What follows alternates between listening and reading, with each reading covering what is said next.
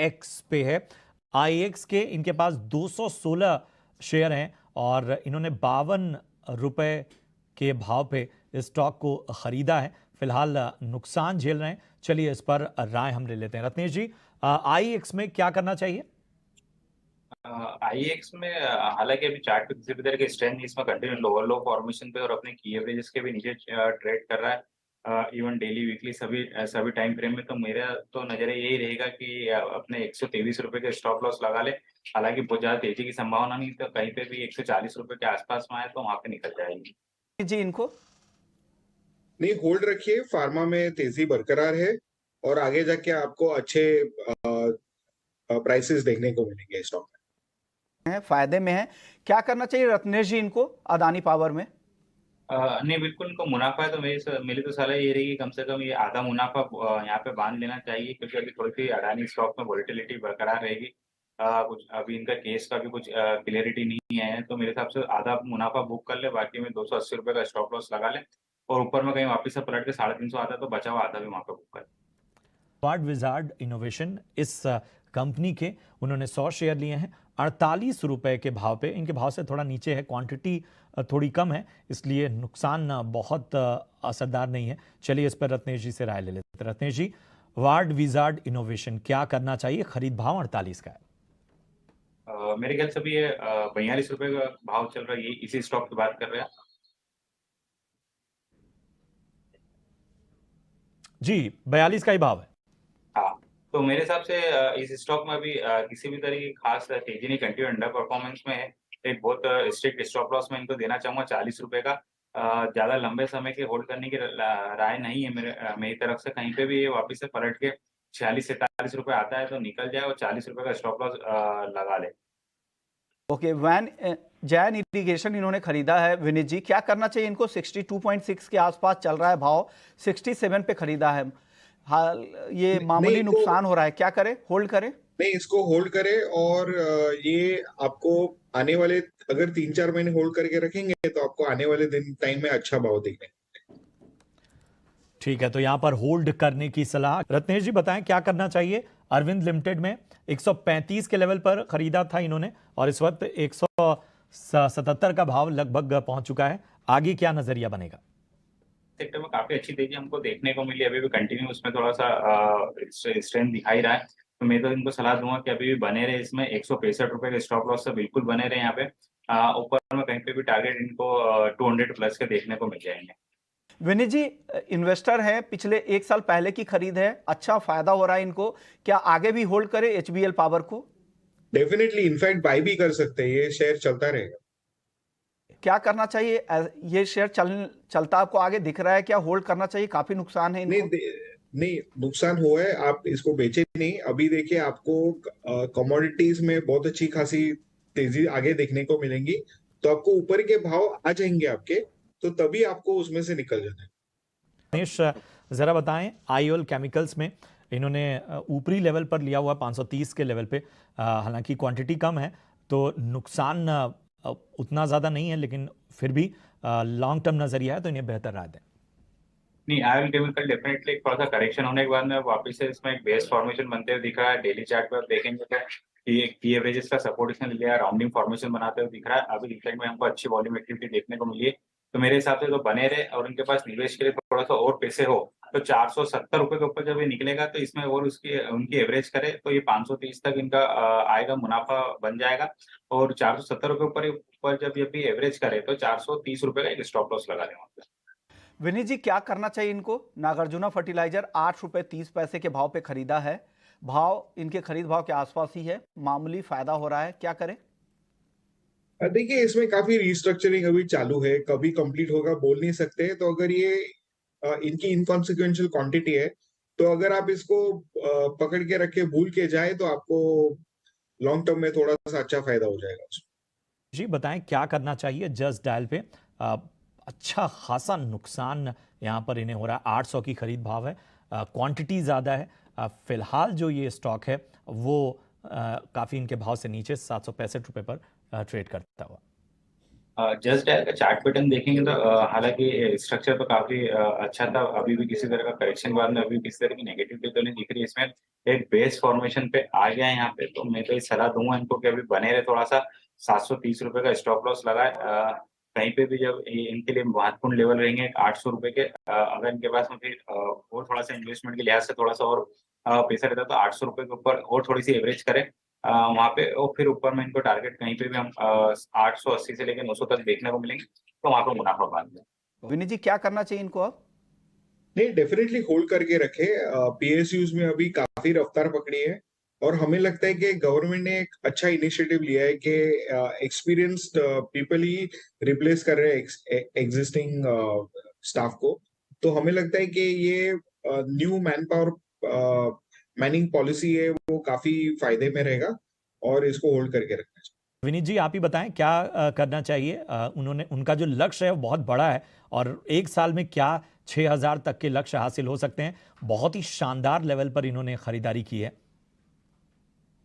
और मैं कोई लेवल पे टाइम फ्रेम में आ सकता है कि नहीं, ये मैं अभी कह नहीं पाऊंगा, लेकिन मुझे लगता है कि एक अच्छी कंपनी है, इसको आप होल्ड करके रखें लॉन्ग टर्म में, तो आपको अच्छा खासा फायदा हो जाए। ओके, रत्नेश जी क्या करना चाहिए इनको? स्नोमैन लॉजिस्टिक अभी तो मेरे हिसाब से थोड़ा सा अच्छा फॉर्मेशन इसने बनाया है, अभी अच्छी वॉल्यूम एक्टिविटी भी हमको देखने को मिली थी। इसमें कंटिन्यू हाई फॉर्मेशन हमको डेली चार्ट पे देखने को मिला, और वीकली चार्ट पे एक अच्छा इसने राउंडिंग फॉर्मेशन बनाया है, तो मेरे हिसाब से तो अभी रख सकते हैं ये। इनको मैं स्टॉप लॉस लगाने की सलाह दूंगा, एक 50 रुपीज का स्टॉप लॉस से बने रहे। मुझे ऐसा लगता है कि पहला जो टारगेट इनको भी नियर टर्म में देखने को मिलेगा वो 60 रुपए रहेगा, उसके बाद में दूसरा टारगेट 70 रुपीज का रहेगा। ठीक है, लेते हैं रत्नेश जी। बहुत ही शानदार मुनाफा, क्या मुनाफा बांध लेना चाहिए अभी या फिलहाल रुक सकते हैं या पार्शियल प्रॉफिट की इनको राय होगी? नहीं, ओरिएंट सीमेंट आप देखेंगे तो ब्लैक पैटर्न का ब्रेकआउट बहुत जल्दी आने वाला है 200 रुपए के ऊपर। तो बिल्कुल अभी ये बने रहे। कुछ इनको पैसे की जरूरत हो या कुछ इसे लिक्विडिटी की जरूरत हो, थोड़ा बहुत मुनाफा बांध ले, बाकी का बिल्कुल बने रहे। यहाँ पे 175 रुपए के स्टॉप लॉस है। एक बार जो इसका ब्लैक पैटर्न का ब्रेकआउट आएगा, वो जो 205 रुपए के ऊपर इसका ब्रेकआउट आ जाएगा, तो फिर इसमें एक तेजी जो देखने को मिलेगी हमको, वो 250 रुपए तक के लिए देखने को मिलेगी। तो बिल्कुल बने रहे। ओके, बने रहे। विनीत जी क्या करना चाहिए? पीएसयू बैंक बने रहे, यहाँ पर फायदा हो रहा है। नहीं, आप है ना, इनको सजेस्ट कीजिए कि यूनियन बैंक बेच के ये बैंक ऑफ महाराष्ट्र ले लेवे। ओके, क्योंकि देखिए, यूनियन बैंक का स्टरलाइट ग्रुप को काफी लेंडिंग है, और वो थोड़ा सा प्रेशर में है, तो इनके थोड़े एनपीएस बढ़ने की संभावना है। तो हम चाहेंगे कि ये अपने कैपिटल को प्रोटेक्ट करे और एक बेटर स्टॉक में निवेश करे। बिल्कुल, तो यहां पर आपको यूनियन बैंक से निकलने की सलाह। और रत्नेश जी क्या करना चाहिए? अदानी एंटरप्राइजेज में 2510 की खरीद है और फिलहाल 2423 रुपए पर ट्रेड करता है स्टॉक। नहीं, वही मेरा कमेंट फिर रहेगा कि थोड़ा सा अभी इसमें कुछ ना कुछ इश्यू चल ही रहे हो, क्लियरिटी नहीं आ रही है। तो अडानी इंटरप्राइजेस में यहाँ पे कुछ स्टॉप लॉस लगा ले, जो कि स्टॉप लॉस लगाने की सलाह दूंगा मैं इनको। वो रहेगा 2300 रुपए का। ऊपर में बहुत ज्यादा मुझे तेजी तो नहीं दिखाई दे रही, कहीं पे 2580 के आसपास आता, 2600 के आसपास में आता, तो आपको मुनाफा बांध ले। ओके, क्या करना चाहिए विनीत जी इनको आरएसडब्ल्यूएम में? नहीं, होल्ड करके रखे। अभी पॉलिएस्टर का साइकिल टर्न अराउंड हुआ है, तो इनको आगे जाके अच्छी बढ़त मिल जाए। तो ये पहले बात करते हैं आईआरएफसी की, इंडियन रेलवे फाइनेंस कॉर्पोरेशन। नाम ही सुझाता है कि जो भी भारतीय रेल के प्रोजेक्ट्स होते हैं उसको ये राशि मुहैया कराती है, और हमने आईपीओ के समय पर इस पर सब्सक्राइब आईपीओ में दिया था लंबी अवधि के लिए। और जिस प्रकार से परिवर्तन मनीष हमने डिफेंस क्षेत्र में देखा था 3-4 साल पहले, जब भारत सरकार ने डिफेंस एफडीआई खोला गया था, make in India, made in India में प्रोत्साहन दिया था, उसके फलस्वरूप हम देख रहे हैं कि पिछले 1-1.5 साल से बहुत ही शानदार आउट परफॉर्मेंस डिफेंस क्षेत्र के कर रहे हैं, और आने वाले भविष्य में भी करेंगे। उसी तर्क के आधार पर मेरे ख्याल से रेलवे, भारतीय रेल से जुड़ी हुई जितनी भी सरकारी कंपनियां हैं या फिर निजी क्षेत्र की कंपनियां हैं, वो आने वाले समय में बेहतर करेगी। जो भी योजनाएं भारतीय रेल को लेकर के आधुनिक बनाने की बात की है। और बीएचईएल पर भी हमारी काफी लंबे समय से राय रही है। हमें लग रहा है कि बीएचईएल पर यहां से भी अगर आप देखें तो 15% के आसपास का ऊपर की तरफ का दायरा आपको दिख सकता है। ये दोनों ही लंबी अवधि के लिए सुझाव है। तो IRFC और BHEL दोनों शेयर पसंद है। और ये सेक्टर 10 साल के साइकिल के बाद अब रिवाइवल मोड पे आया हुआ है, तो मैं तो देख रहा हूँ कि इसमें आराम से आपको टारगेट मिल सकता है करीबन 190 तक का भी, मे बी 18। हमारा जो लक्ष्य था वो आ चुका है, इसलिए हमने मुनाफा वसूली या फिर बेचने की राय दी है।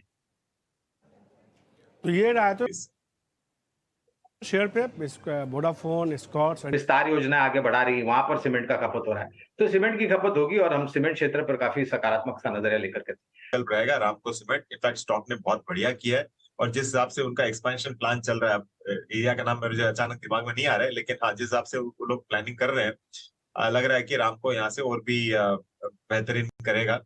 तो India cement on sell rallies रहेगा, I mean on sell on rallies रहेगा, और रामको बाई रहेगा। और दूसरी चीज जेएस पोर्टफोलियो में भी है, तो एनटीपीसी लग रहा है कि यहाँ से 223 जो चल रहा है, ये 270-80 भी आपको दिखा सकता है आगे चल के, तो NTPC is better bet. NTP Vivek को पसंद नहीं है। बाजार में ही होता है, एक बायर होता है, एक सेलर होता है। अब आपको डिसाइड करना है कि इन दोनों में से जो आपके सबसे प्लेटफॉर्म्स, मेरे ख्याल से मनीष, हमारा जो लक्ष्य है वो करीबन 1350 का है, खरीदारी की राय है। ये कंपनी दूरसंचार माध्यम को सेवाएं उपलब्ध कराती है, और आधुनिकीकरण करके ये मेरे ख्याल से कंपनी एक बेहतर कंपनी, अगर कोई छोटी Majhauli IT related communication available company अगर आपको ढूंढना है, तो मेरे ख्याल से पिछले साल भर में इसने बहुत ही शानदार तरीके से आउट परफॉर्म किया है। कुछ खबरों और कारणों को लेकर के थोड़ी बहुत नीचे के तरफ के दायरे हमने फिलहाल देखे, लेकिन ये खरीदारी का बहुत बड़ा मौका है। वैल्यूएशन थोड़ा सा कॉस्टली लग रहा है, लेकिन जिस हिसाब से इनके पास प्रोजेक्ट्स आ रहे हैं, इनकी वेबसाइट में जाके देखिए, आपको पता चलेगा क्या क्या मतलब जबरदस्त प्रोजेक्ट्स ये लोग आगे चल के कर रहे हैं। अब एक और दिमाग में रखिए कि अगले मई में आपको इलेक्शन रिजल्ट्स आएंगे, तो हो सकता है कि जो प्रोजेक्ट और अगले 3-4 महीने, अभी सितंबर में स्पेशल सेशन बुलाया, क्यों बुलाया मुझे मालूम नहीं है, लेकिन अगले 3-4 महीने में आपको कोड ऑफ कंडक्ट भी लागू हो जाएगा, और उसके बाद में लंबी अवधि का है। बाकी अन्य शेयर्स पर कवरेज नहीं है, इसलिए हम विशेष रूप में टिप्पणी नहीं कर रहे। कई दिक्कतें आई थी डीमर्जर के बाद, आई थिंक वो सब हो गया, अब राइट्स इशू भी हो गया, तो डेट लेवल भी इतना कम हुआ है। आगे चल के हो सकता है कि हम लोग 1 साल बाद जब बात करें तो ये वैल्यूएशन पे आपको मिले ही नहीं कंपनी, तो डेफिनेटली पीरामल फार्मा एक बाई रहेगा, और 4 या 5 साल के अप साइकिल में है। तो जिनके पास ये लैंड बैंक्स वगैरह है, ये कंपनीज आपको दिखाने वाली है, मतलब अच्छा ग्रोथ यहाँ से भी दिखाई। तो रेमंड इनफैक्ट 3000 भी अगर जाता है तो मैं सरप्राइज नहीं रहूंगा, काफी अच्छा। तो सीधे तौर पे पेटीएम में ऐसा शेयर है जिसमें आप बने रह सकते हैं, मजबूती देखने को मिल सकती है। गौरांग सर और विवेक सर, आपका शुक्रिया, और एक शो